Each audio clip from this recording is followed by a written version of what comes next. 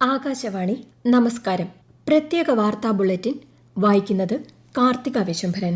Indian വംശജനായ NASA ബഹിരാകാശ യാത്രികൻ അനിൽ മേനോൻ ഉൾപ്പെട്ട 3-അംഗ സംഘം 8 മാസം നീണ്ടുനിൽക്കുന്ന ദൌത്യത്തിനായി അന്താരാഷ്ട്ര ബഹിരാകാശ നിലയത്തിലേക്ക് യാത്ര തിരിച്ചു.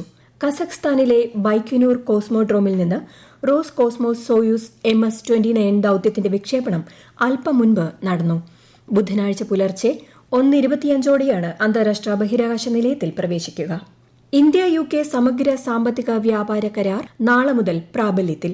ഈ കരാറിലൂടെ ഇന്ത്യയിൽ നിന്നും കയറ്റുമതി ചെയ്യുന്ന 99% ഉൽപ്പന്നങ്ങൾക്കും UK വിപണിയിൽ നികുതി ഇളവ് ലഭിക്കും. ആദ്യ സമുദ്രോൽപ്പന്ന കയറ്റുമതി ദൌത്യം ഇന്ന് തിരുവനന്തപുരത്ത് നിന്ന് ഫ്ളാഗ് ഓഫ് ചെയ്യും. കാർഗിൽ വിജയ് ദിവസ് ആഘോഷങ്ങളുടെ ഭാഗമായി 13 ദിവസത്തെ ശൌര്യ വിജയ് യാത്ര മോട്ടോർ സൈക്കിൾ റാലി രാജ്യരക്ഷാമന്ത്രി രാജ്നാഥ് സിംഗ് ന്യൂഡൽഹിയിലെ ദേശീയ യുദ്ധസ്മാരകത്തിൽ നിന്ന് ഫ്ളാഗ് ഓഫ് ചെയ്തു. മാതൃരാജ്യത്തിന്റെ സ്വാതന്ത്ര്യവും അഭിമാനവും സംരക്ഷിക്കേണ്ടത് അതിർത്തികളിൽ മാത്രമല്ല ജനങ്ങളുടെ മനസ്സിലും മൂല്യങ്ങളിലുമാണെന്ന് വരും തലമുറയെ ഓർമ്മിപ്പിക്കാൻ ഈ യാത്രയ്ക്ക് കഴിയുമെന്ന് അദ്ദേഹം പറഞ്ഞു. ഹോർമുസ് കടലിടുക്കിൽ വാണിജ്യ കപ്പലുകൾക്ക് നേരെയുണ്ടായ ആക്രമണത്തിൽ ഇറാൻ ഡെപ്യൂട്ടി ചീഫ് ഓഫ് മിഷനെ വിളിച്ചുവരുത്തി ഇന്ത്യ ശക്തമായ പ്രതിഷേധം അറിയിച്ചു. ആക്രമിക്കപ്പെട്ട കപ്പലുകളിലെ 30 ഇന്ത്യൻ ജീവനക്കാരിൽ ഒരാൾ കൊല്ലപ്പെടുകയും നിരവധി പേർക്ക് പരിക്കേൽക്കുകയും ചെയ്തിരുന്നു. ഓപ്പറേഷൻ തൂഫാന് പിന്തുണ അഭ്യർത്ഥിച്ച് തമിഴ്നാട് മുഖ്യമന്ത്രി ജോസഫ് വിജയെ മറ്റന്നാൾ സന്ദർശിക്കുമെന്ന് ആഭ്യന്തരമന്ത്രി രമേശ് ചെന്നിത്തല. 42 ദിവസം കൊണ്ട് ജനങ്ങൾ ഏറ്റെടുത്ത ഏറ്റവും വലിയ പദ്ധതിയായി ഓപ്പറേഷൻ തൂഫാൻ മാറിയതായും അദ്ദേഹം പറഞ്ഞു. ഓപ്പറേഷൻ തൂഫാനുമായി ബന്ധപ്പെട്ട് ആഭ്യന്തരമന്ത്രിയുടെ അധ്യക്ഷതയിൽ നാളെ തിരുവനന്തപുരത്ത് ചേരാനിരുന്ന വിദ്യാർത്ഥി യുവജന സംഘടനാ നേതാക്കളുടെ യോഗം മാറ്റിവെച്ചു. ഈ മാസം 22 ഉച്ചയ്ക്ക് 2 മണിക്ക് യോഗം നടക്കുമെന്ന് മന്ത്രിയുടെ ഓഫീസ് അറിയിച്ചു.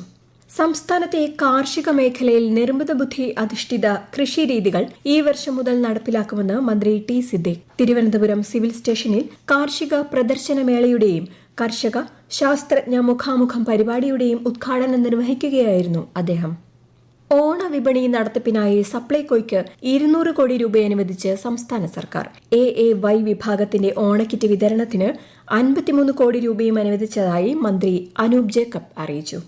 സംസ്ഥാനത്ത് ഇന്നും ഭാഗിക വൈദ്യുതി നിയന്ത്രണത്തിന് സാധ്യതയെന്ന് KSEB. പവർ എക്സ്ചേഞ്ചിൽ നിന്ന് ആവശ്യമായ വൈദ്യുതി ലഭ്യമായില്ലെങ്കിൽ വൈകുന്നേരം കൂടുതൽ വൈദ്യുതി ഉപഭോഗമുള്ള സമയങ്ങളിലാവും നിയന്ത്രണം.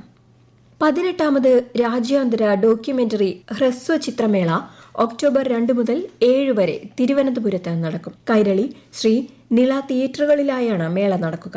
മേളയിലേക്ക് 1741 എൻട്രികൾ ഇതിനകം ലഭിച്ചതായി മന്ത്രി PC വിഷ്ണുനാഥ് അറിയിച്ചു. യാക്കോബായ സുറിയാനി സഭ പുതിയതായി രൂപീകരിച്ച തിരുവനന്തപുരം മേഖലയുടെ മെത്രാപ്പൊലീത്തയായി ഡോക്ടർ കുര്യാക്കോസ് മാർ തെയോഫിലോസിന്റെ സ്ഥാനാരോഹണ ശുശ്രൂഷകൾ നാളെ വൈകിട്ട് നടക്കും. തിരുവനന്തപുരം സെന്റ് പീറ്റേഴ്സ് യാക്കോബായ കത്തീഡ്രലിലാണ് ചടങ്ങുകൾ. ഫിഫ ലോകകപ്പിലെ ആദ്യ സെമിഫൈനലിൽ സ്പെയിൻ ഫ്രാൻസിനെ നേരിടും. ഇന്ന് അർദ്ധരാത്രി 12:30 ടെക്സസിലെ ഡാലസ് സ്റ്റേഡിയത്തിലാണ് മത്സരം. ഇന്ത്യ-ഇംഗ്ലണ്ട് ഏകദിന ക്രിക്കറ്റ് പരമ്പരയിലെ ആദ്യ മത്സരത്തിൽ ഇംഗ്ലണ്ടിനെതിരെ ഇന്ത്യയ്ക്ക് 259 റൺ വിജയലക്ഷ്യം. 3 മത്സരങ്ങളാണ് പരമ്പരയിലുള്ളത്. കേന്ദ്ര വാർത്താവിതരണ പ്രക്ഷേപണ മന്ത്രാലയത്തിന് കീഴിലെ പബ്ലിക്കേഷൻസ് ഡിവിഷന്റെ സമ്മർ ബുക്ക് എക്സിബിഷൻ തിരുവനന്തപുരത്ത് തുടങ്ങി. പബ്ലിക്കേഷൻസ് ഡിവിഷൻ എംപോറിയത്തിൽ നടക്കുന്ന പ്രദർശനത്തിൽ 10 മുതൽ 90% വരെ കിഴിവോടെ പുസ്തകങ്ങൾ ലഭിക്കും. സാഹിത്യ അക്കാദമി ഉൾപ്പെടെയുള്ള സാംസ്കാരിക സ്ഥാപനങ്ങളിലെ അനധികൃത നിയമനങ്ങൾ പരിശോധിക്കുമെന്ന് സാംസ്കാരിക മന്ത്രി PC വിഷ്ണുനാഥ്. വിശദമായി പരിശോധിച്ച് ആവശ്യമുള്ളവ മാത്രം നിലനിർത്തുമെന്നും മന്ത്രി വ്യക്തമാക്കി. നടിയെ ആക്രമിച്ച കേസിൽ ശിക്ഷ റദ്ദാക്കണമെന്നാവശ്യപ്പെട്ട് മുഖ്യപ്രതി പൾസർ സുനി സമർപ്പിച്ച ഹർജി ഹൈക്കോടതി തള്ളി. പൾസർ സുനി ഉൾപ്പെടെ 6 പ്രതികൾക്ക് 20 വർഷം തടവ് ശിക്ഷയാണ് വിചാരണ കോടതി വിധിച്ചത്.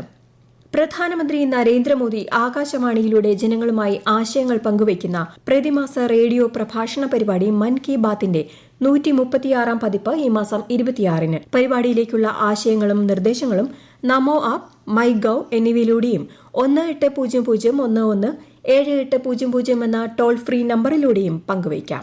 പ്രത്യേക വാർത്താ ബുള്ളറ്റിൻ കഴിഞ്ഞു. അടുത്ത വാർത്താ പ്രക്ഷേപണം നാളെ രാവിലെ 6:45-ന്.